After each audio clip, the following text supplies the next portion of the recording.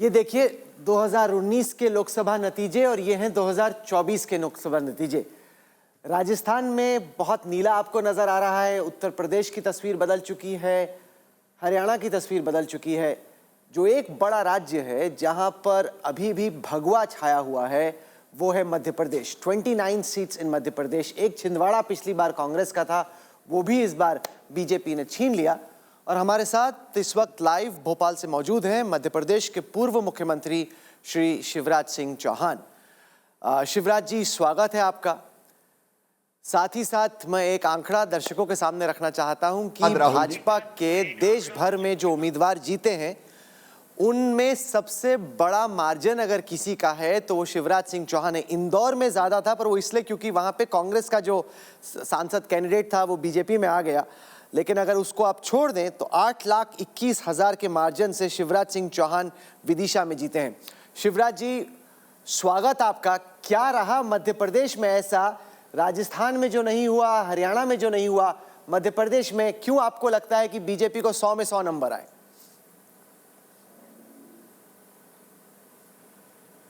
प्रधानमंत्री श्रीमान नरेंद्र मोदी जी के प्रति विश्वास का प्रकटीकरण है। ये एमपी के मन में मोदी, ये बात चुनाव के परिणामों में भी परिलक्षित हुई है। मोदी जी के प्रति न केवल विश्वास है बल्कि उससे आगे बढ़ के श्रद्धा और भक्ति का भाव मध्य प्रदेश की जनता के दिल में है। और इसलिए आप देखेंगे हम 29 की 29 सीटें केवल नहीं जीते हैं, 16 में मार्जिन भी बढ़ा है, वोटिंग परसेंटेज भी हमारा बढ़ा है और पूरा प्रदेश मोदी जी के पीछे खड़ा है। आपने वोटिंग परसेंटेज का जिक्र किया, मैं दर्शकों को दिखाता हूं कि मध्य प्रदेश में वोटिंग परसेंटेज इस दफा क्या रहा। अगर आप पिछले चुनाव की तुलना में कंपेयर करते हैं तो बीजेपी का वोट शेयर मध्य प्रदेश में बढ़ चुका है।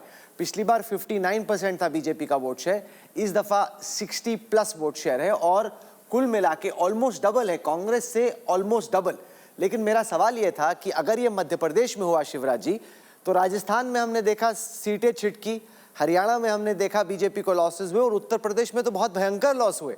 तो ये जो देश का दिल आपने बीजेपी के साथ रखा मध्य प्रदेश में, जो कि हरियाणा में नहीं हुआ, राजस्थान में नहीं हुआ, उत्तर प्रदेश में तो बिल्कुल नहीं हुआ, उसके पीछे आप उसको कैसे देखते हैं?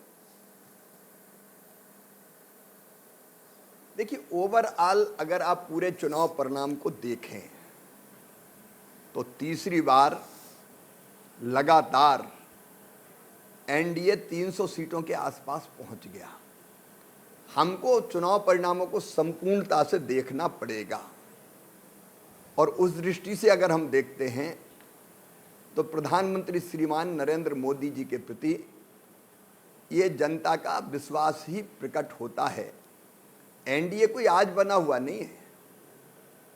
ओवरऑल अगर आप देखेंगे तो ये सारे दल जिन्होंने सीटें प्राप्त की है ये हमारे साथ पहले से जुड़े हुए लोग हैं। और आप एक बात और देखिए, आज भारतीय जनता पार्टी की अकेले 241 सीटें हमारी हैं।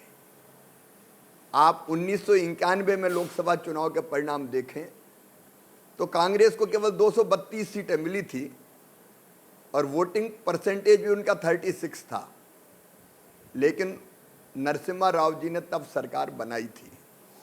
आप 204 के लोकसभा के चुनाव परिणाम देखें तो कांग्रेस को केवल 145 सीटें प्राप्त हुई थी और वोटिंग परसेंटेज था उनका 26.53%। मनमोहन जी के नेतृत्व में तब भी सरकार बनी थी, भारतीय जनता पार्टी की भी 138 सीटें थी। 2009 में अगर आप देखें तो कांग्रेस को केवल 206 सीटें मिली थी और 28% के आसपास उनको वोट मिला था। फिर मनमोहन जी के नेतृत्व में सरकार बनी थी। लगातार 14 के बाद 19 और 19 के बाद फिर 24 में एनडीए को बहुमत प्राप्त होना लगातार तीसरी बार, ये अपने आप में मैं एक चमत्कार मानता हूं और लोगों का विश्वास मोदी जी में है, यही मानता हूं। If you like the video, do like, comment, share and subscribe.